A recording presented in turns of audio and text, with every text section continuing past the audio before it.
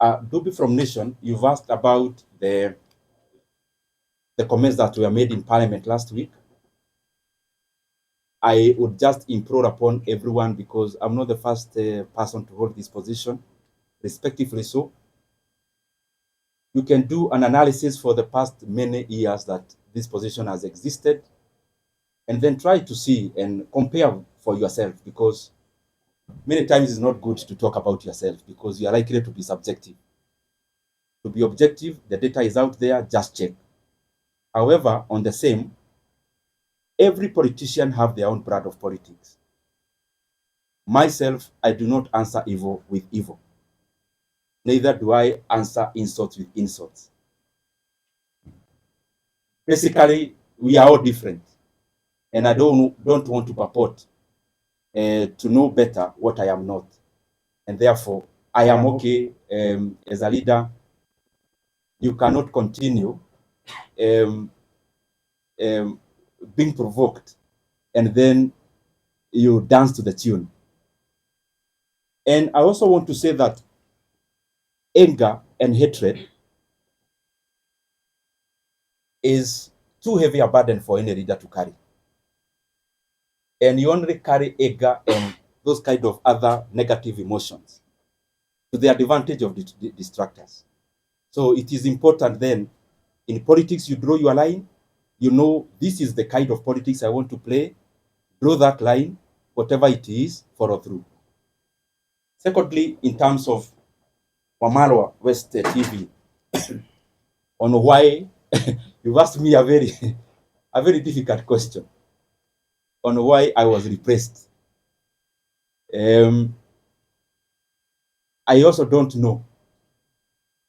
And I am saying it in good faith. I didn't come here to accuse anyone today, or I only came to set the record straight.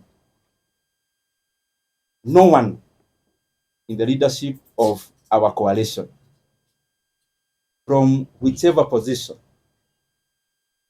has ever called me in regards to the position, in regards to what I need to do better, in regards to what I need to change, in regards to things that needed to be done in a different manner.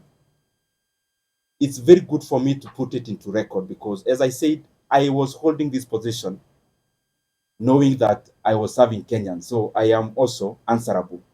And in sincerity say, there is no one who has ever called me, decision makers of our coalition, to say anything around this. I read in newspapers about myself the same way you do. And in terms of this position, that's what I mean. And that's the truth. Moses of Star. You know, Moses is a political journalist. I know him. So he's asking me that I need to say something around politics. Moses, I have your number and you have mine. And I want to assure you that when I need to talk politics, I'll call you. And I'm saying it respectfully. I only think that even this is also very important. And situko tu hapa Kenya. I mean, I'm not going anywhere, and Moses is still around. I know your job is not threatened in any way, so we are still in Star. So I'll be glad to also talk about that at the fullness of time. The other thing about Miriam, I'm sorry, Millicent. Millicent KBC. There are many things she asked about. Yes, I talked about one thing we did. What about the many others that are challenges that remains to be done? Of course, there are many. There are many things that we are work in progress for us as a country. And referencing to the position I was serving, the issue of public debt is a major challenge. The issue of stored projects is a major challenge. So there are many things that are a work in progress. There are other very important things like confirmation of other people who work for government, like the UHC staff. We had allocated some money before, but there is still some work to be done in terms of more allocation. And so that even those brothers and sisters can also have a chance to be compensated for the service they offer our country. And the other one, we've talked about public participation. I agree. Kenya is a robust country in terms of hearing your voice, but there is also work to be done in terms of incorporating all citizens, and especially in allocation of resources. There are things that I don't know whether there is a net to it. One of those things is public participation, because it's a continuous process which has to keep on improving, which has to keep on done better, because there is no perfection to it, but we can always polish it and do better about it. Mike, you asked about the relationship with our leaders. The position I held is a consultative position in terms of before a decision is made, there has to be a lot of consultations. But as I said before, because I also don't want to discuss personalities today, the position or the answer I gave before, I think it answers many things. That I have not had any conversation directly or on phone with any leader of our coalition in regards to the position I used to hold. And I think if you look at it, it answers many things also, which I also don't want to go into.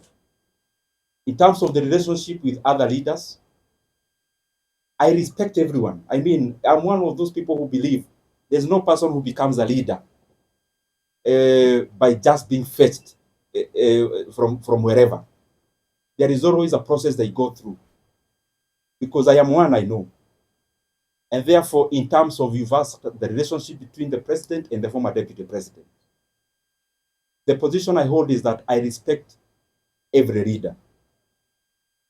And I could have things I need to talk about. I could have reservations on decisions made, but I don't think it has been within my role to talk about those things, especially in public. The other thing in that question is that maybe for clarity's sake, the last discussion I had with the president of the country, the last political discussion, either a chat or a discussion, as it were, was before October of last year. And I would not want, and you permit me to do that, not to discuss any further about any leader, because as you're all aware, I stopped serving in my position. It's barely a week.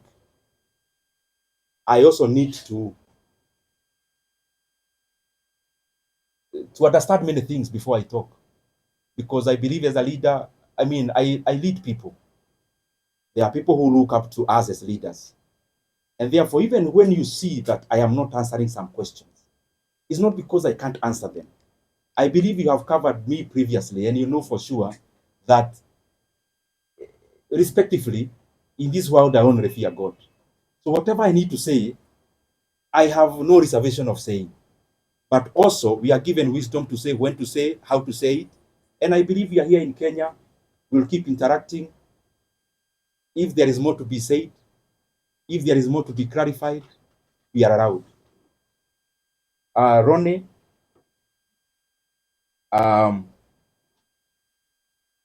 he has been to Kiharu, by the way, to cover maji ya timu kidogo ndio. Mkiuliza swali kwa ikuwe sawa. Ronnie, you've been to Kiharu, and I am grateful. And by the way, I want to request anyone who would want to come to Kiharu to look at what you've been doing, we are more than glad to host you. We don't do these things, especially of hosting people, because we want to blow our own trumpet. We do these things because I am convinced that if leaders started competing on the basis of what they are doing, the country would become better wholesomely. If our competition as leaders is deliverables, and we compete about who is doing what in terms of tangibles and development, it's a very good discussion that you would have as MPs, for example, because we hold CDF, and that is the reason why we would be glad even to host you. We have hosted, I think, 4 delegations of my colleagues in Kiharu on benchmarking exercises. We actually don't call them benchmarking. We call them peer-to-peer learning because I also learn from them. I am not a non-knowing. And I also learn from my colleagues a great deal. And in terms of, like the video you see around, me wearing some goldish shirt, I'm sure you have seen it. That was on 4th of January last year. It is not a recent, it's not a recent video. And we have been doing those things primarily because I think at some point I was not doing the right thing, and at some point I learned. And therefore I feel that if I share my experiences with anyone, and I also learn from them, the management of public resources becomes better. If Kiharu improves, um, uh, any other Mvita improves, if Ebakasi East improves, if any other constituency improves, then Kenya holistically becomes a better place. And I want to underline, the leaders who come to Kiharu, they don't come to learn because I am all-knowing and I know everything. I also learn from them. And that is why I also go to their constituencies to learn what they do. And I also know majority are trying their best.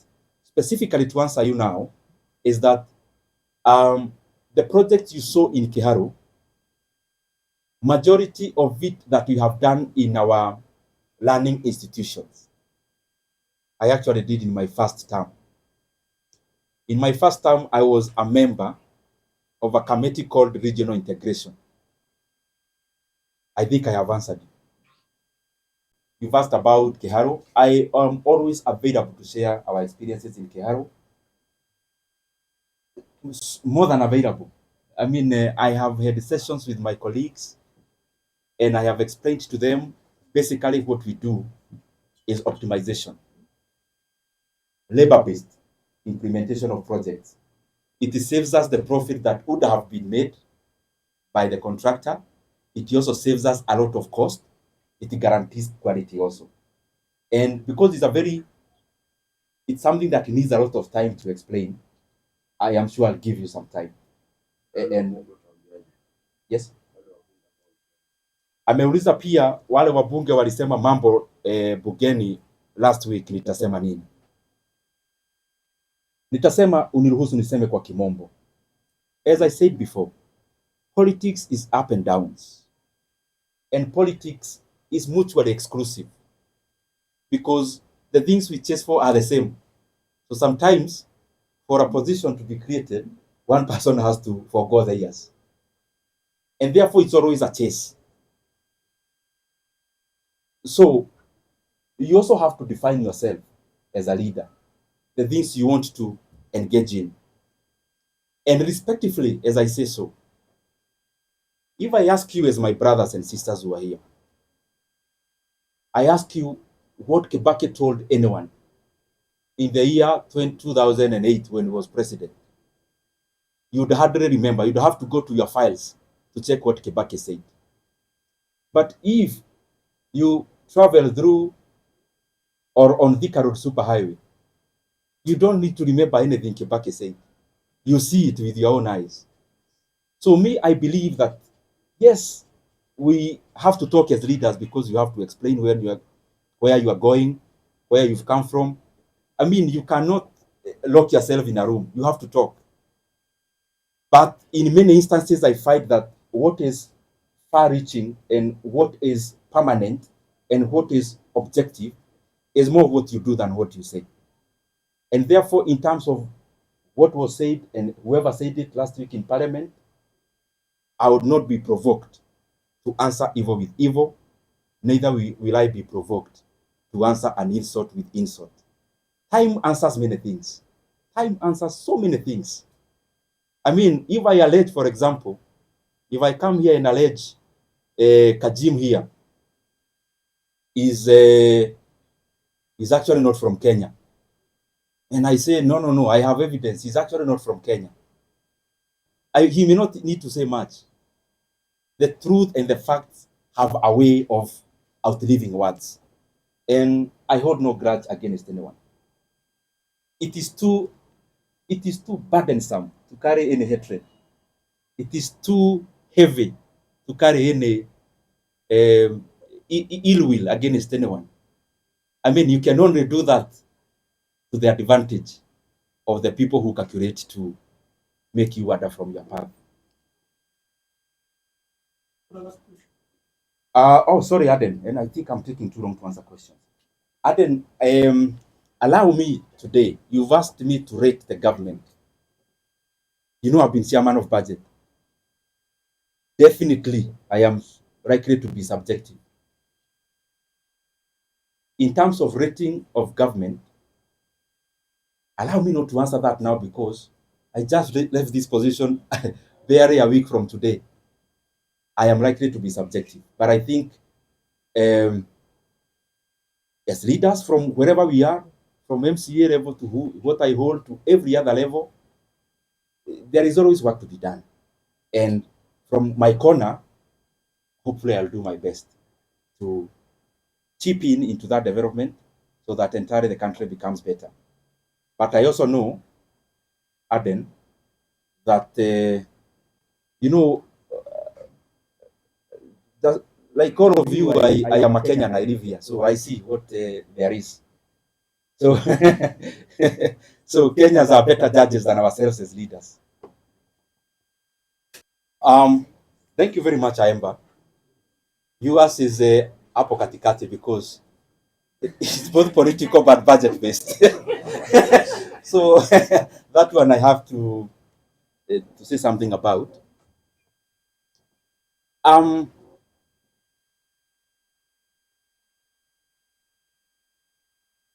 Kaemba, I am a human being. So when you see us politicians, we are also people.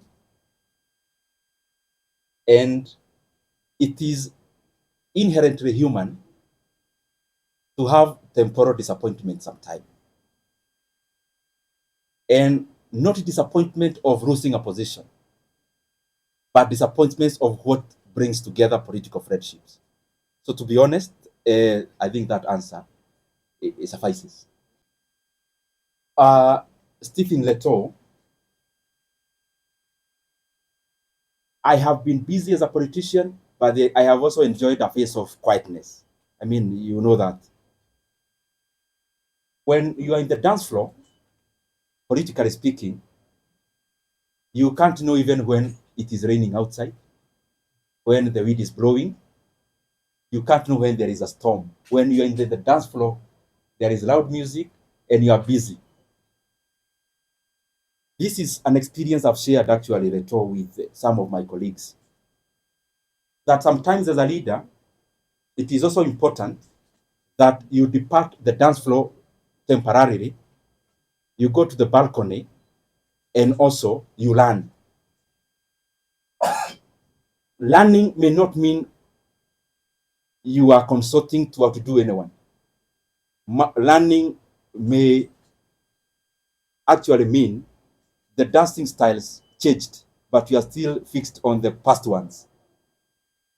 Learning may actually also not come by political conversations. It may come with just social interactions. So my answering to that, Leto, is that what I am certain of is that I have more time than previously. And I will pray that I make good use of that time, and especially to be also a leader who is in tandem with the expectations of the people of Kenya. Any other question?